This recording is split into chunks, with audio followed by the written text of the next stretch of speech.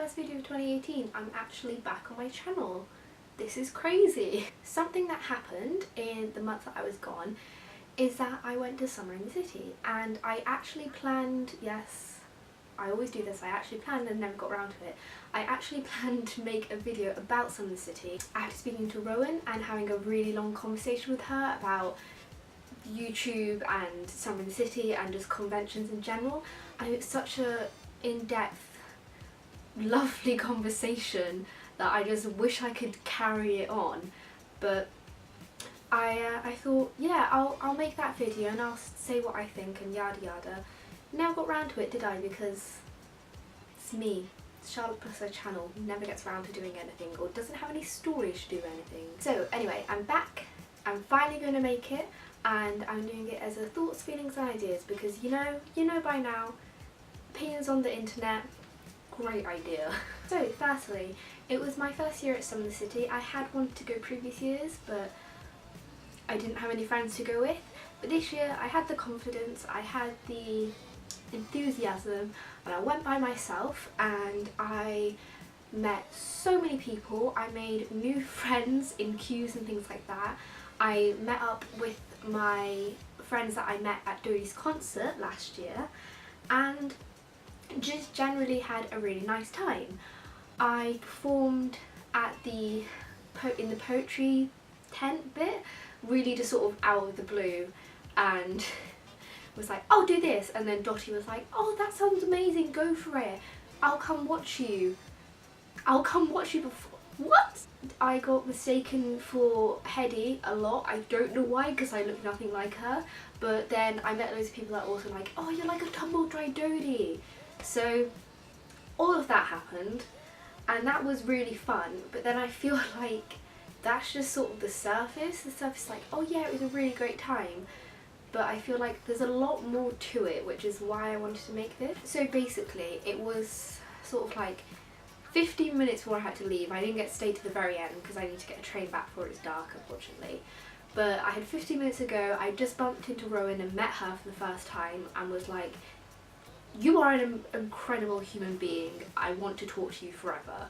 And we talked about YouTube and its sort of hierarchy, because let's be honest, YouTube does have a hierarchy. And I know I'm not the first person to say this, definitely not the last. YouTube has changed a lot over the years and it's not got worse, but it's just not as great as it used to be. So one of the main things I was happy about when I went to Summer City is that I'm nobody. I'm nobody to anyone. Like, the only followers I have on Instagram are my friends and like people from school and so on, and just like a few randomers that somehow want to look at my life. Don't know why, it's not that interesting. And although I have YouTube, again, it's literally just for friends and family and so on. And I was happy to be completely at the bottom of the pile and just be like, yes, I'm meeting these people and I am known as a fan, not as a creator or anyone with a following, because I don't really want that. And then you got that second level of people who are creators, but they're still sort of not lower down because they're great people, but they just have a smaller audience and they're a lot more original usually and things like that. And then you get sort of, the more you go up the pyramid, the more it's people who have more and more power, more and more control over their fans, and sometimes it just leads to like worse content, not gonna lie. So we had a massive chat about this whole thing, and just I was really pleased to meet big YouTubers, but at the same time I was kind of glad that most of the people I met were sort of lower down in that pyramid, because it lets you talk to genuine people. And I'm not saying that people who are like really big aren't genuine, I'm just saying it still feels like they're not these humans that we all idolise like celebrities. They're just still people, but they like to create and do what they want on YouTube. And I thought that was really lovely. I feel like I would go again, but I just feel like there's a lot of bigger YouTubers who perhaps think oh, I'm not going to Summer City, I'm too good to that, or just don't want to go because of other reasons. And I really want it to stay sort of like a close-knit community of YouTubers that are smaller, but of course there's always going to be bigger YouTubers there and things like that. But everyone who was there who was sort of smaller YouTubers, I was like, yes, you make your decisions and do what you want to do because you're great human beings. So for example as well, I ran into Zana, and she's someone whose videos I love and I look up to, but at the same time I feel like we're on the same level. And I think that's what I really enjoyed about meeting smaller YouTubers, that it felt more like we were on the same level, and it wasn't this like I have to be a fan that's idolising them. It was just sort of like two human beings meeting and saying hello and discussing things, and it was nice.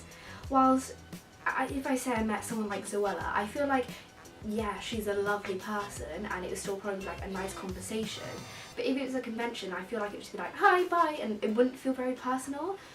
And I don't know, of course it would take so much time to talk to everyone individually properly, and I'm sure she wants to do that. It's just at Summer in the City, when people are just strolling around, I feel like that's the best time to meet them because they're just like other human beings. I think I just love that casual aspect of Summer in the City. It's really sort of rewarding in a way for me that I really like these people and I wanted to meet them, and I was able to do that with my anxiety, to go up to them and say hello. And I think the whole situation just helped that it was sort of casual. I sidetrack a lot. So as I was saying, I met Sana and it was really lovely. I just met her with her friends and I didn't actually expect to bump into her, but we got several photos together that Luna took, and I messaged Luna afterwards and was like, oh hey, do you mind sending me those photos? And like I tweeted Sana the photos as well and was like, oh what a beautiful moment and all that. And it just felt like so crazy to me that this girl is replying to me and this girl I got to meet that I really love. At the same time I was like, why is my brain making this such a big deal because she's just a person? Like, it's crazy how our minds can just get so excited because there's someone that you watch their videos of or listen to their music and you love it so much that you're just like, damn, these people are amazing. I feel like if I'm in front of them, I need to be like worshipping them or just very like not say anything because I'll say something stupid. But no, it felt, because it was that casual setting, it felt so nice just to talk, and it felt freeing. It felt like I can say what I want to say and I'm not going to get judged or laughed at. And I just met so many incredible people just from bumping into Zana. I went to see on other people that were gathering around and everything, and it was just so lovely. I think what was really strange for me as well is that I made a video response to Zana a little while ago to one of her videos, and I was like, oh, it'd be amazing if she ever saw this, and then she saw it, and then I actually met her in person. I was like, damn,